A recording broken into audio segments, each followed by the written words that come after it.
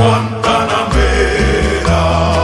Yo soy un hombre sincero, de donde crece la palma. Yo soy un hombre sincero, de donde crece la palma.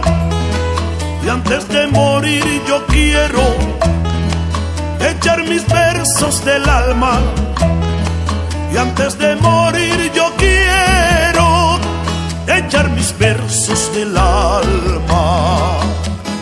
Guantanamera, Guajira, Guantanamera, Guantanamera, Guajira, Guantanamera. Hola mundo, qué feliz me siento de estar aquí hoy con ustedes nuevamente. Como siempre digo, estas imágenes, esta Guantanamera, por supuesto, no es otra cosa que nuestra invitada especial de hoy, aquí en Arte con Silvio Oscar Carreño. Esas imágenes, esa música tan cubana, además esas imágenes de cuando Cuba cantaba y bailaba, creo que son y fueron maravillosas. Por lo tanto, hoy tenemos sorpresa. Hoy tenemos sorpresa aquí en Arte con Silvio Oscar Carreño. No nos dejen de seguir. Manténganse en sintonía, que pronto estamos con ustedes para enseñarles a nuestra invitada especial de hoy, una cubana también de pura cepa.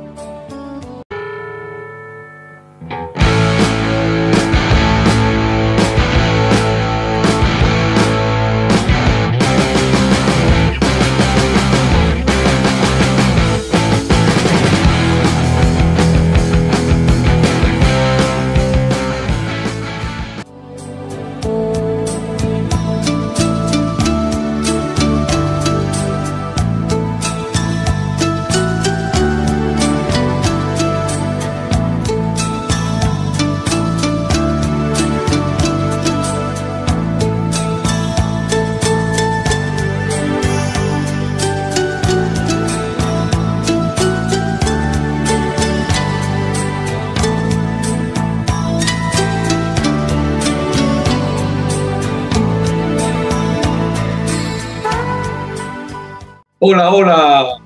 Bueno, contento. Muy buenas tardes.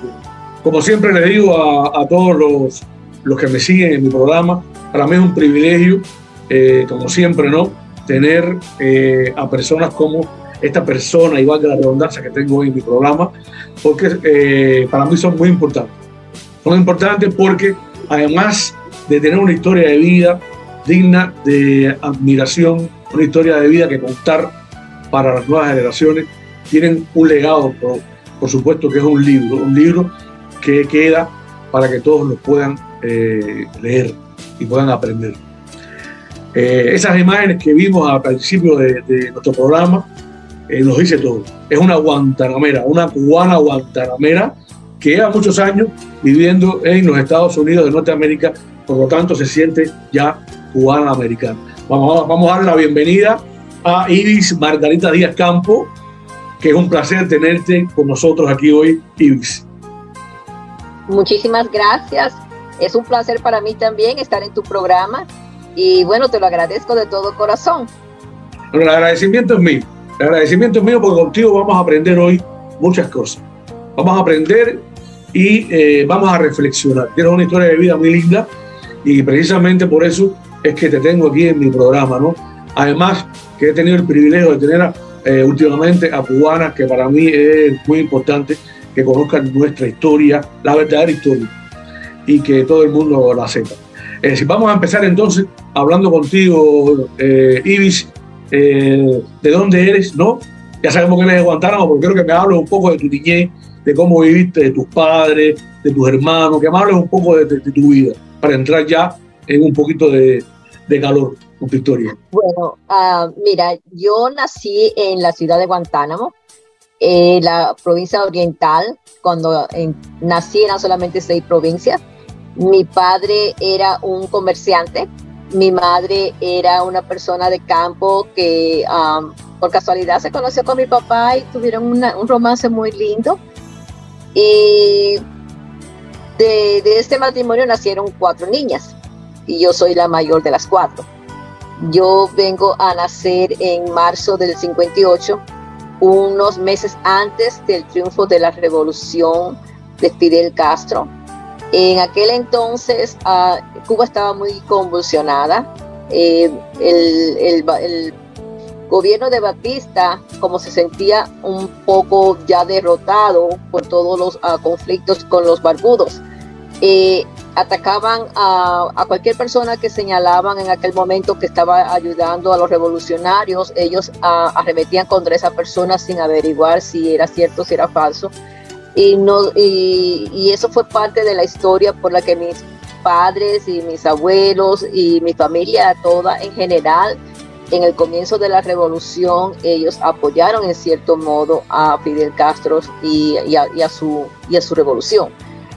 No obstante, unos meses más tarde se empiezan a dar cuenta muchas personas de que lo que se prometía, lo que se creía, en realidad no era una democracia, ya olía a comunismo, y muchas personas decepcionadas empezaron a tratar de salir del país.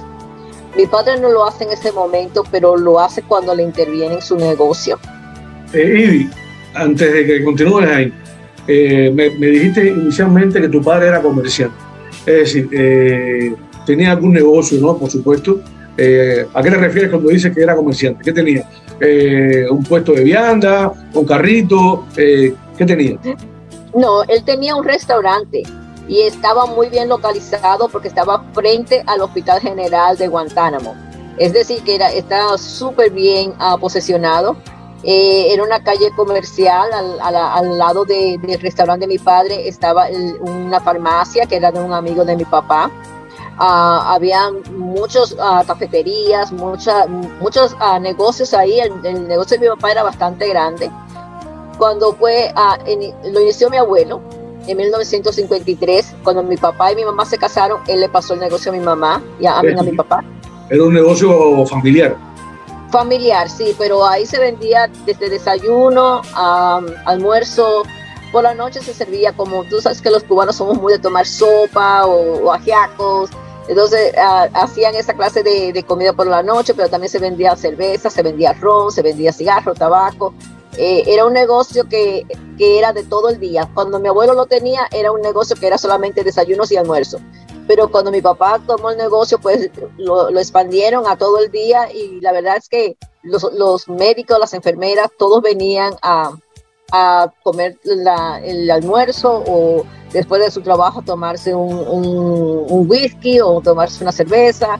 Entonces fue un negocio que creció mucho y estaba muy bien posesionado, y mi papá, bueno, lo que influenció a mi papá en aquel momento a tomar a apoyar a Fidel Castro fue que el vecino de su negocio fue sacado de su farmacia con su niña en brazos y fue acorralado y golpeado por los soldados de Batista. Eso fue lo que le hizo en ese momento a mi papá tomar partido, pero no es porque en algún momento él se sintiera de un lado o de otro, solamente ese abuso y el terror. Por justicia. Exacto. Claro, en aquel momento, año 58, tú contabas, Batista estaba en su etapa final. Por supuesto, los barbudos, los mesías del momento, como se les decía, por supuesto, venían con nuevas ideas y querían cambiar todo lo que estaba pasando en Cuba, que en aquel momento era bastante trágico, por supuesto. Pues Batista, que se estaba acorralado, haciendo un poco de historia, acorralado, tomó mucha represión, hizo mucha represión, y bueno, eso que me estás contando se parece mucho a la actualidad, ¿no? En Cuba. Pero bueno, vamos a tocar eso poco a poco después.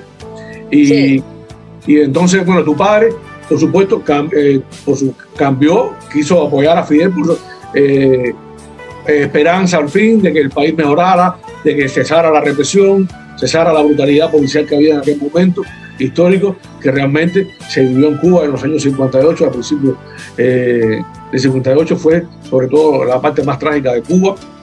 Y entonces, ¿qué hace tu padre después del triunfo de la revolución? Él en ese momento, pues, él miró el horizonte con esperanza, con ilusión. vamos a seguir, ya estamos en paz, ya va a haber justicia, ya vamos a tener un nuevo horizonte. Vamos a enfocarnos en nuestro negocio, en nuestra pequeña familia, que en ese momento éramos mi papá, mi mamá y yo. Entonces, se enfocan en eso.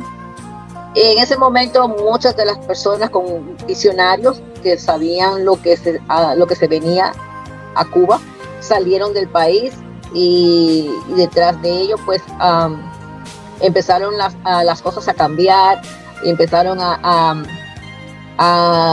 quitarle los negocios a las personas, a los grandes negocios que habían en Cuba, pues fueron desapareciendo en mano del gobierno de Fidel Castro, y las personas pues se fueron yendo de Cuba. Llega el momento en que a mi papá también le toca que le quitan su negocio. Su pequeño negocio, porque realmente no era una industria, no era una fábrica, no era nada, era un negocio familiar que podía sustentarse normal. Una cosa normal. No, o sea, no eran ricos ni nada de eso. No éramos ricos ni nada de eso.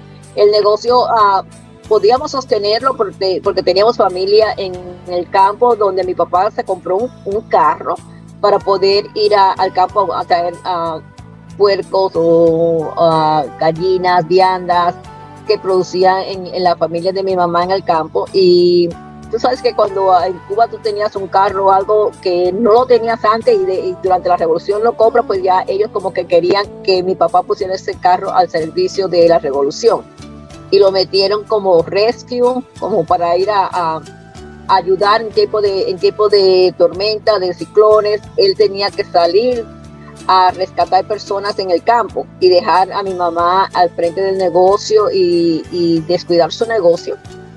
Pero ahí de todas maneras el negocio prosperaba, porque teníamos la manera de traer alimentos, aunque había escasez de alimentos ya. Él tenía la oportunidad de traer alimentos del campo, y el negocio continuaba muy bien.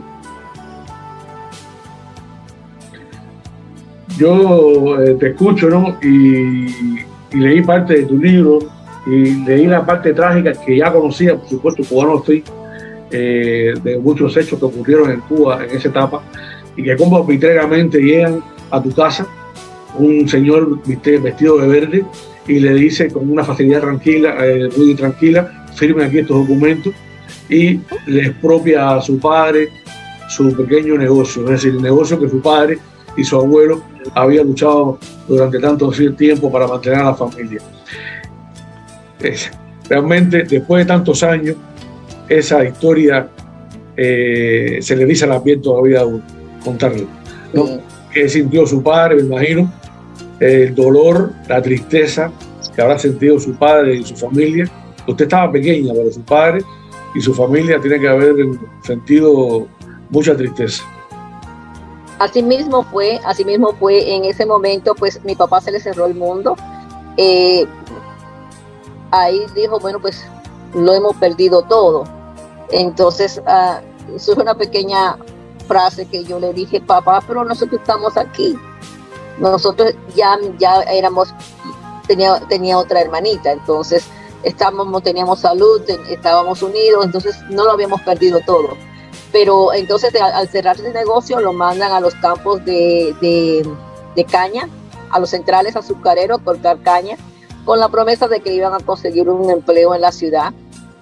Y así pasaron 2 años en lo que mi mamá está a punto de dar a luz a su 4ª hija, y en ese momento no tenía ni dinero para hacerle a mi hermanita una canastilla, como le decimos en Cuba. Entonces fueron momentos en los que de veras había mucha... Ya mi papá estaba muy frustrado, muy triste por la situación en que estábamos viviendo en ese momento. Y decide en ese momento, pues... Eso te iba a preguntar, Arivi. ¿Cuándo decide tu padre entonces? Porque hay un capítulo bien triste ahí, ¿no? Hay un capítulo bien triste de por qué se va tu papá, ¿no? ¿Por qué se va? ¿Cuándo decide irse? Sí. Bueno, mi papá estaba los campos de azúcar cortando caña, y sucede que muere mi bisabuelo, que era el papá de Niceto Pérez. No sé si hayas oído de Niceto Pérez en Cuba. Sí, claro, claro. El mártir de los trabajadores, por supuesto. De los campesinos. Entonces, mi abuela y Niceto Pérez eran hermanos, mis bisabuelos eran los padres. Bueno, mi papá viene en ese momento a Guantánamo, lo dejan salir de permiso para el entierro del abuelo, y porque estaba enfermo, y en ese momento él decide que es el momento de irse, y escapó a través de la base naval de Guantánamo, que son campos minados. Y en ese momento, bueno, pues yo sé que después del entierro, esa noche él nos abrazó, nos besó, fue algo como muy diferente, muy inusual. Estaba vestido de oscuro, y yo tenía como 10 años, entonces yo tenía como yo soy muy susceptible, y como que situaciones que yo siento cuando hay algo que no encaja. Entonces yo le dije a mi hermana que me siga a mí. Yo creo que mi papá se va a ir del país esta noche. Y mi hermanita tenía 8 años y dice, ¿tú crees? Yo siento algo muy, muy, muy diferente, muy, muy extraño en esta despedida de mi papá hoy. Cuando me dice, tú eres la mayor, ayuda a tu mamá, cuida a tus hermanitas, como que no era una despedida normal. Bueno, sí, son recuerdos que a esa edad, por supuesto, quedan impregnados para toda la vida, ¿no? Es una edad que los niños son esponjas, y que no se olvidan, ¿no? Cosas que no se olvidan y son tristes, bien tristes. Y cuando uno ya crece, que se hace adulto, que logra poder reflexionar y pensar el por qué, y se pregunta el por qué, y tantos por qué, ¿no? Y casi todos los por qué son injustos, casi ningún por qué es justo, y desgraciadamente hubo miles de familias que le pasó esta misma historia, Iris, que te pasó a ti, ¿no? sí. Y que realmente marcó la historia de Cuba, una parte de la historia de Cuba bien triste, que es la emigración cubana hacia los Estados Unidos, y que en Cuba los líderes de la revolución le dieron una forma diferente de contaron su cuento a su manera, y pensando que la verdad nunca iba a salir a flote, ¿no? Que las nuevas generaciones, que en su momento tú fuiste una nueva generación, ahora hay otras nuevas generaciones que están saliendo al traste a todos estos problemas que realmente la historia no borra ni va a borrar nunca, y esta nueva generación que sale hoy no tiene compromiso ninguno con esas personas, ¿no? Los que quedan, que la historia no deja de gritar, como digo yo. La historia siempre está latente, ¿no? Y la historia es una historia de muchos cubanos. Por eso es que a mí me interesaba mucho traerte y que la gente supieran de tu libro, porque escribiste un libro. Pero bueno, antes de caer en la parte de tu libro, quiero que me digas de qué vivieron, ¿no? Después que tu padre se fue, de qué vivieron tu mamá, tú con tus hermanos, porque tuviste después 3 hermanas, casi tuviste la misma función de tu mamá, ser la madre de tus hermanos, ayudarlos de cierta manera. Así que quiero que me resumas ahí, someramente ahí, lo que hicieron después de la vida de tu padre. Sí, mira, a raíz que mi papá se va, pues mi tía, que siempre estuvo con ellos en el restaurante desde que tenía 15 años, ella se viene a vivir con nosotros. Ella de cierta manera, pues, nos apoya económicamente, porque ella sí le dieron trabajo en un restaurante.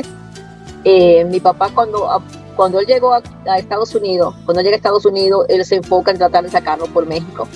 Y el primer año todo lo que él ganó fue para tratar de sacarlo por México. Desdichadamente, el abogado que él contrató se desapareció con el dinero y tuvo que volver a empezar. Entonces, ahí fue tratando de sacarnos por España. Y en ese entonces mi mamá nunca había estudiado peluquería y se pone un salón de belleza en la casa. Y ella le hace de ris a las personas que tenemos el pelo curly, así como yo, le hacía de ris, le cortaba el cabello, así le arreglaba las uñas y monta un saloncito. Y a medida que vamos creciendo, mi hermana, la que me sigue a mí, ella también era muy buena para eso y ayudaba a mi mamá también a arreglar uñas, a lavar el pelo. Yo sé verdad que con eso de pelo no tenía nada que ver, yo no era muy buena para eso. Pero mi trabajo era entonces pues a cuidar a las otras dos niñas, a lavar los platos, a atender a las personas, hacer cafecito y llevar a los clientes. Era más o menos mi función, mientras mi hermana y mi mamá pues trabajaban en el saloncito. Y los sábados y los domingos aquello era increíble, la cantidad de personas que venían, y gracias a eso, que mi mamá fue una persona muy decidida, muy de entrarle, ¿no? Ella era luchadora y ella nunca había visto cómo se hacía un derriz, nunca, gracias a Dios que nunca le quitó la cabellera a ninguna dama de las que venían a hacerse el pelo. Pero primero experimentó con nosotras, primero experimentó con mis dos hermanas. Claro. Bueno, a los 16 años emigras, ¿cómo es ese cambio, no? ¿Cómo es ese cambio a los 16 años que te vas a un país tan grande, ¿no? Y tan complejo como es Estados Unidos? ¿Cómo te resulta la vida ahí? ¿Qué encuentras? ¿Qué aprendes? ¿Solamente existe luz y oscuridad en Cuba, en tu libro, o encuentras también un poquito de las dos cosas al llegar como inmigrante, ¿no?, a Estados Unidos? Bueno, mira, luz y oscuridad va a haber en cualquier lugar del mundo. Es uno el que busca la luz. En aquel momento en Cuba, pues para mí era luz y oscuridad porque era una niña y me sentía pues en dependencia de mis padres. Al llegar aquí a Estados Unidos, sí, es frustrante el idioma, es frustrante que la ciudad donde nos fuimos a vivir era una ciudad muy norteamericana, donde no se hablaba, nadie casi hablaba español, y de cierto modo nos ayudó. También era una ciudad un poco racista, en el que me acuerdo que mi hermanita vio un niño que vivía un vecino y le dijo, "Hey boy", y el muchachito la miró y le dijo, "Shut up", le dijo, "cállate la boca". Entonces ella quería buscar amiguitos, ella quería tener amistades, y era un lugar también con mucha nieve, muy frío. Fue cuando yo llegué a Estados Unidos, cuando yo llegué a esa ciudad que se llama Radford, en Illinois, si me hubiesen puesto, con todo lo que pasa en Cuba, si me hubiesen puesto un avión de regreso a Cuba, me hubiese ido. Fue muy duro. En cambio, es bien duro. Bien, ¿cuándo decides escribir tu libro, tu historia de luz y oscuridad? ¿Y por qué luz y por qué oscuridad? Yo lo sé, bueno, yo lo sé porque yo leí tu libro prácticamente, ¿no? Sé los momentos de luz que viviste y son los momentos de oscuridad, por supuesto, lo que hablamos casi inicialmente, ¿no? Pero bueno, quiero que me digas cuándo decides, por ejemplo, voy a escribir un libro y voy a apuntar la historia, ¿no?, de muchos cubanos, porque es la historia de muchos cubanos. Exactamente, es la crónica de una niña que vive en sus primeros años cuando triunfa la revolución en Cuba.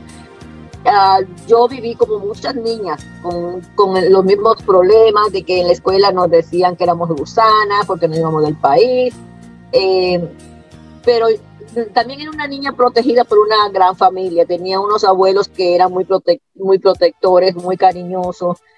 Mi mamá, mi tía que fue como una segunda madre para mí. En ese momento yo no me estaba dando cuenta de que vivía el momento de oscuridad, pero sí lo sufría porque a veces me dormía llorando, pidiendo por mi papá, preguntando por qué se fue. Y eso de todas maneras deja en el alma, le deja a uno una tristeza que uno lleva con uno por muchos años. Cuando llego aquí a Estados Unidos, la vida me envuelve y vivo momentos de luz y momentos de oscuridad y momentos de mucha luz y momentos de alguna más oscuridad, pero gracias a Dios he superado todo. Entonces cuando me retiro, en este momento que me acabo de retirar, yo digo, yo tengo que sacar todo esto, yo tengo que dejarle saber al mundo lo que vivió una niña o muchas niñas, igual que yo, en Cuba, en el comienzo de la revolución, cuando muchos padres emigraron a través de Balsa, a través de la base naval de Guantánamo, de muchas maneras, pero lo que vivimos nosotros en ese tiempo, las cosas que tuvimos que sufrir, las cosas que como por ejemplo, ir a la escuela al campo. Ir a la escuela al campo no era nada justificable para llevar unos niños de la ciudad a una escuela al campo, donde en realidad, no sé si otras personas tuvieron esa misma experiencia, pero era una iniciación a toda clase de vicios. Allí en un campo de tomate me encontré cara a cara con plantas de marihuana, que ni siquiera yo sabía que eran plantas de marihuana. Solamente me alerta un campesino que dice que no nos acercáramos a esta planta. Curiosidad al fin, todos agarramos un poco de hojas y nos la metimos en un bolsillo. Cuando sé que eso es marihuana y me encuentro con que me quieren echar la culpa a mí de eso, digo, bueno, pero si es que eso es marihuana, ¿por qué no la cortan? Si eso es algo malo, ¿por qué no la cortan? ¿Por qué la tratan de meter entre las matas de tomate para confundirla? ¿Por qué el hombre no dijo? No, vaya, como el campesino como que sabía lo que era, y yo estoy segura de que allí había muchas otras matas de marihuanas en todo ese sembradío de tomate. Entonces también por la noche niñas traían botellas de alcohol, de ron, de lo que sea, las traían desde su casa y nosotros le llamamos medicina. Esa era una copita de ron antes de dormir. Y era como una cucharada, pero para un cuerpecito flaquito, desnutrido, tomarse una cucharadita de ron era para que te durmieras muy bien. Yo le escucho, Ivy, y sé exactamente lo que habla, porque yo estuve becado también, con 11 años me bequé, 3 años secundaria y 3 años de pre. Y ¿qué pasa? Que la Revolución Cubana siempre justificó las cosas, ¿no? Y hablaba de Martí, la vinculación del estudio y del trabajo, pero en realidad lo que quería era una hora barata. Trabajábamos barato, realmente no nos pagaban, por supuesto, y ellos sí tenían una ganancia bien grande, como han hecho siempre con el pueblo cubano. Es exactamente, porque al quitar a los hijos de los padres a tan temprana edad, de la supervisión de los padres, de la crianza de los padres, con todo tipo de personas, porque eran todo tipo de personas, yo recuerdo igual, mi etapa de estudiante, todo tipo de gente mala, gente buena, gente regular, y yo sufrí mucho también la beca, y vi, en algo me ayudó, me fortaleció en muchas cosas, eso tengo que decirle, que me fortaleció en muchas cosas, pero sí vi eso de que me hablan, ¿no?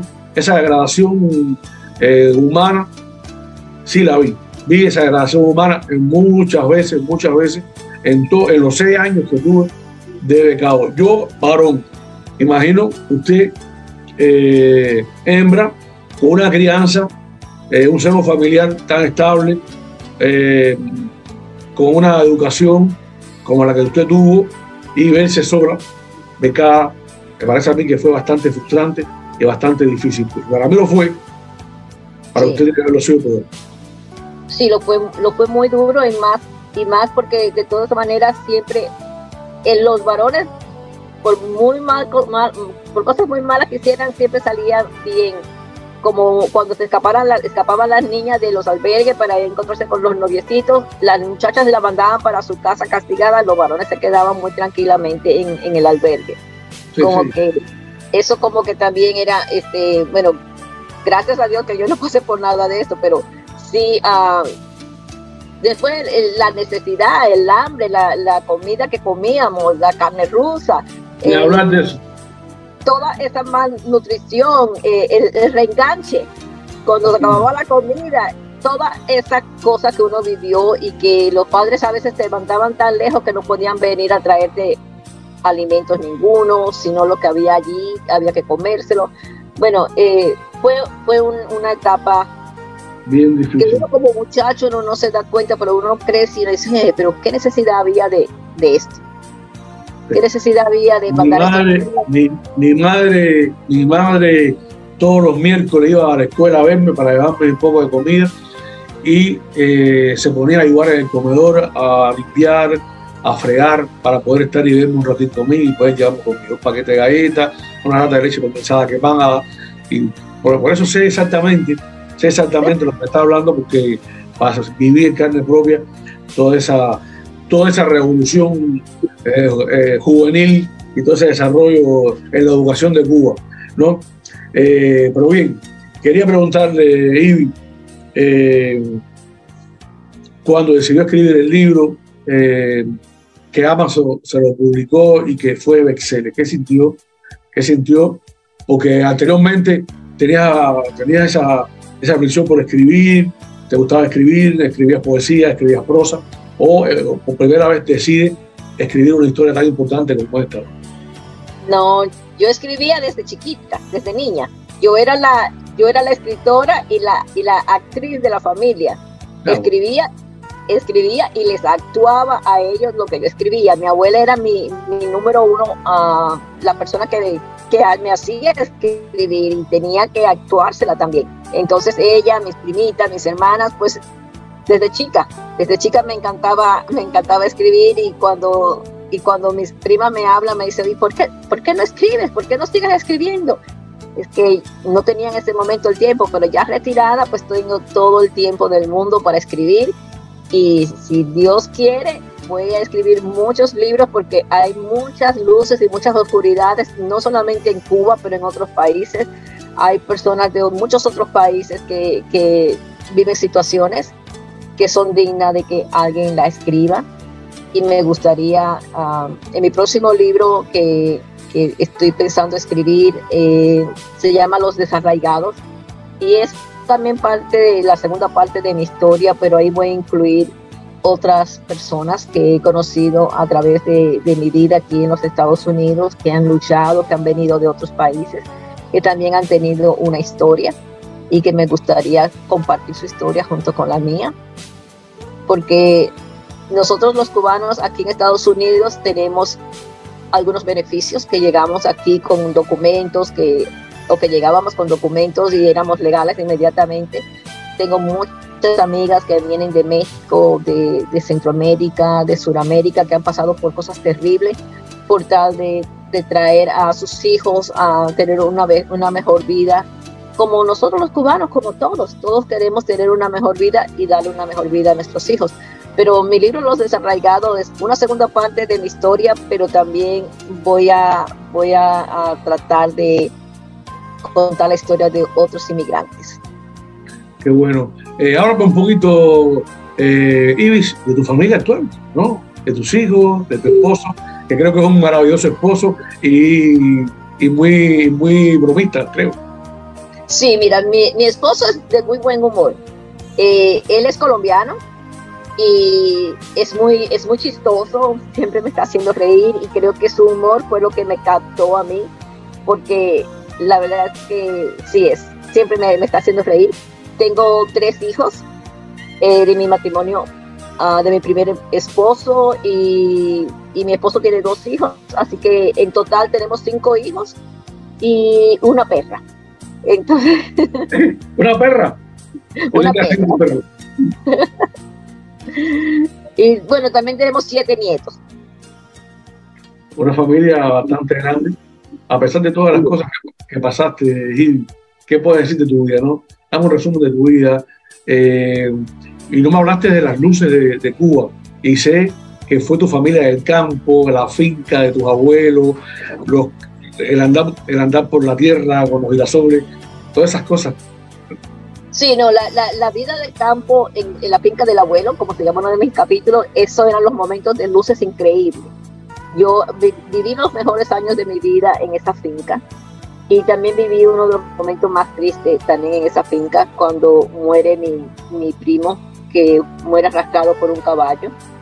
Y ese fue un momento triste. Creo que desde ese momento no volví a ir al campo más, no volví a la finca de los abuelos. Pero sí, la finca de los abuelos, yo sufría mucho porque la matemática era una de las cosas que más me hacía ver oscuridad. Pero sí, la familia para mí era siempre una luz. Los momentos de familia eran momentos muy, muy lindos, momentos de luz, momentos de felicidad. Y la oscuridad lo sabemos todos. La oscuridad lo sabemos todo. Cuando mi padre se va, cuando nos quitan le quitan a él el negocio, cuando nos agreden, cuando tengo una pelea con una compañera por llamarme gusana, y a ella no le dieron castigo, sin embargo a mí me suspendieron de la escuela. Cuando tratan a llevarse a mi hermana, le quieren dar una beca a mi hermana que me siga a mí para ir a estudiar a la Unión Soviética, a tratar de quitar a mi hermana de mi mamá, y mi mamá tiene tremenda pelea con el director de la escuela, porque quiere poner a mi hermana a escoger entre la familia o irse a estudiar a la Unión Soviética. Y mi mamá, que tenía un carácter muy fuerte, la miró con esos ojos verdes que ella tenía, y mi hermana dijo: no, yo me quedo con mi mamá, yo me voy para los Estados Unidos. Si aquella muchachita se atreve a decir algo diferente, yo creo que mi mamá la mata. Pero eran cosas así, ¿no? Que eran momentos que ellos trataban de alguna manera ver cuál era de dónde estaba la persona más débil. Yo llego en ese momento también a enamorarme de un muchacho que estaba súper enamorada, y mi mamá pues sufriendo mucho, porque ella pensaba que si yo decía que me quedaba, pues ella no tenía cara para llegar a Estados Unidos sin mí. Y me lloraba y me rogaba y me pedía que por favor. Y me di cuenta de que en realidad yo era el eslabón más débil de la familia. Me di cuenta, y gracias a Dios que me di cuenta a tiempo. Bueno, creo que sin temor a equivocarme, tienes una historia de vida muy, muy bonita, de las más lindas que he tenido por aquí. Realmente, porque es una historia que nos toca muy de cerca, Ivy, nos toca muy de cerca a todos los cubanos, ¿no? Que los que no hemos emigrado, los que emigramos ahora y los que emigraron antes, casi todos los cubanos, no hay, creo, una familia cubana que no tenga el dolor de tener a alguien de su familia fuera, esa desunión que se creó, esa división de la familia que se creó, que tanto duele. Que tuve muchos documentales de los Marielitos, documentales de esos poetas que fueron vetados a principios de la Revolución, y que fueron puestos en campos de concentración. Ves esos poetas que tienen 70 años hoy, 60, y hacen la historia y lloran, y todavía lloran. Hay cosas que tú dices, esas cosas no pueden ser mentiras, no pueden ser mentiras, cosas que ocurrieron injustamente y que realmente crearon un precedente, por supuesto, ¿no?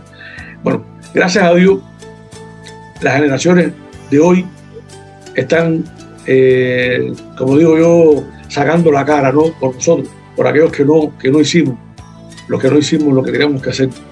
La generación de hoy dice basta, ¿no? Y que ya se acabó esa mentira que tanto se habló en el mundo. Que yo choqué también, yo aquí en Uruguay choqué, y me encontré con muchas personas, el 90% de las personas creyentes en la Revolución Cubana, de que era la revolución más justa del mundo. Y no es así, realmente no es así. No quiero echarle tierra, pero tampoco le voy a echar gloria. No quiero echarle gloria porque no es justo para la humanidad y para todas esas personas que, como usted, emigró, como su familia, que se esforzaron mucho por tener algo para toda su gente, y que lo metieran así. Por lo tanto, estoy muy orgulloso de tenerte aquí en mi programa hoy, y que hayas contado en este poco tiempo, ¿no?, tu historia, que para mí es muy importante. Ha sido un placer tenerte, te doy las gracias eterna tenerte aquí y mi gratitud para siempre. Un beso bien grande, bien grande, bien grande. Ahí. Gracias, igualmente, ha sido un placer conversar contigo, dejarte conocer la historia de una pequeña niña que vivió en sus primeros años de vida en el sistema revolucionario cubano. Y bueno, pues me gustaría que las personas que vean este video y si tienen alguna pregunta y quieren saber más acerca de mi libro, pues me pueden contactar a mi página de YouTube, Ibis Campos. También me pueden leer mi libro a través de Amazon Internacional, Amazon.es en España y Amazon.msx de México. Y desde luego que si cualquier pregunta me pueden también contactar en mi Facebook, en mi página de Cubanos en Yuma, que ahí pues tengo de todo, tengo desde lo que pasó en julio 11, tengo todo eso está puesto en mi Facebook de Cubanos en Yuma.